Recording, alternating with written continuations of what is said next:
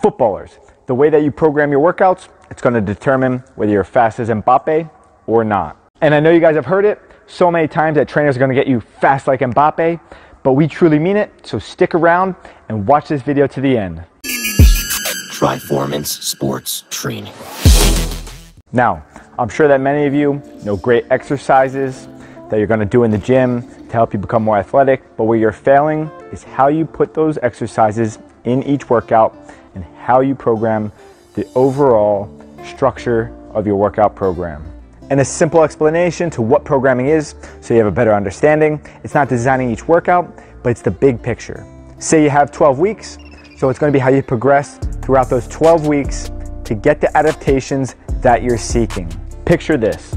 You're a pastry chef, you've got this great ingredient list to make a super tasty cake, but you don't have the directions. That means you're going to have to choose in which order you put the ingredients together to make that cake. Put the wrong ingredients first or last, and your cake's going to come out looking like this. Vice versa, if you put those ingredients in the right order, your cake's going to come out looking something like this.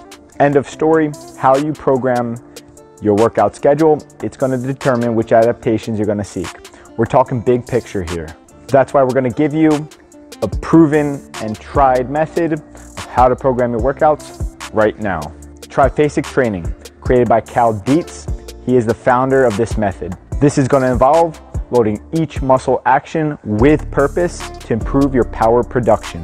Every athletic movement done on the pitch or a lift in the gym, it's going to consist of 3 muscle actions. First, we have the eccentric portion, then the isometric portion, and lastly, everybody's favorite to train, the concentric portion. Back to the founder, Cal Dietz, and how he founded this method.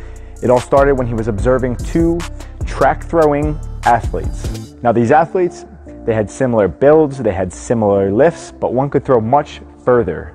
Through testing on the bench press with force plates, it was determined that this athlete's ability to eccentrically absorb force at higher velocities was far superior. The one that could throw further had a much greater rate of force development. That means he's able to produce his power much more rapidly. Now having this ability is going to allow for a better stretch shortening response, and in return, in this sport, for this athlete, he's able to throw farther. So what we can take away from this, our ability to absorb a force more efficiently is going to allow for more power production. Now let's dive into more details, some guidelines along triphasic training. Off the bat, you can apply this method whether you're in or in the off season. Depending on when you're trying to peak or be at your most athletic state, you can spend anywhere from 2 to 5 weeks on each block. Now because there's 3 portions of movement, there's going to be 3 main blocks. If you have extra time, go ahead and add in another block. So then you can do 4 blocks. That first one, rather than being eccentric focused, it's a general prep phase. In any general preparation phase, you're going to focus on lower intensity, higher volume, and if it comes to plyometrics, they're going to be more rhythmic rather than intensive. I highly recommend in between each block adding in a deload week. This is going to be a week fully dedicated to recovery. As we dive more into each phase, you're going to utilize this triphasic method on the compound or primary lifts of your workouts. That being said, you can also apply it to a few accessory lifts as well. Really important when it comes to the tempo that we're going to perform the exercise at. In all phases, always explode up on that concentric phase. We got through the boring stuff, now let's take a look at each phase. Guys, we're pausing the video real quick so you can do us a huge favor. Please smash that like button below, as it's going to help our content reach more footballers like yourself worldwide. Your support's truly appreciated. We love it.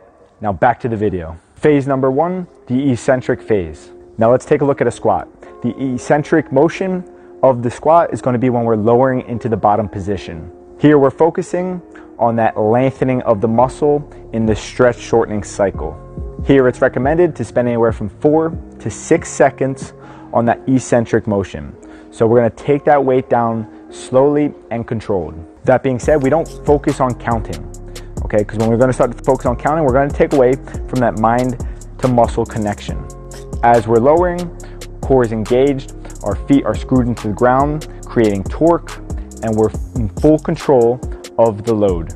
It's so important that we train with intent. Don't just go through the motion.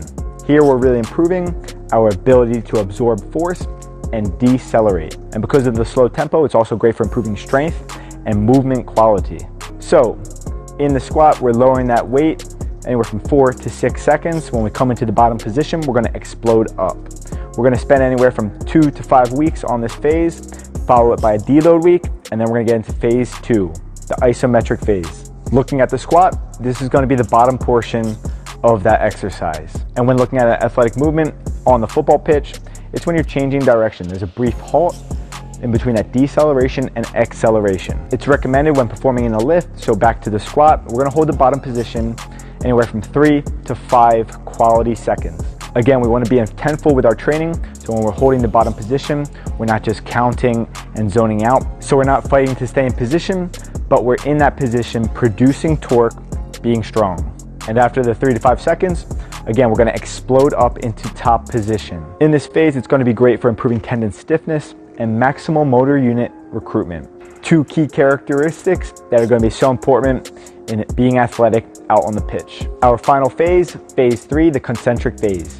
Referring back to the squat, it's going to be that upward motion. Opposite of the eccentric motion, here our muscles are shortening and contracting. Also known as the acceleration phase, here our tempo in our lifts, it's going to be 0, 0, 0. This means we're spending as little time in the exercise being explosive as possible.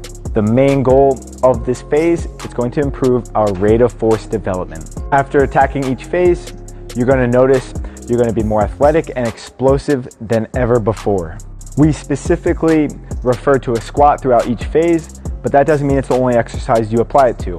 You can apply it to so many exercises like bench press, pull up, Romanian deadlift, single-legged squats, trap bar deadlift, the list goes on. But back to our guidelines, stick to utilizing this on your compound lift and 1 to 2 max accessory lifts in a workout. And if you're performing plyometrics or power exercises in your workouts, which you should be, of course, before any strength, go ahead and add this triphasic training method into those exercises. Take a look at a box jump. You could do a slow eccentric before jumping up onto the box. You could hold that bottom position, taking out any momentum. So don't just apply the triphasic training to strength training, but also to our power training as well. But that's gonna wrap up the video. If you guys liked it, do us a huge favor, smash that like button below. Be sure to subscribe so you don't miss out on any of our content. And keep working hard, keep getting better. We'll see you in our next video.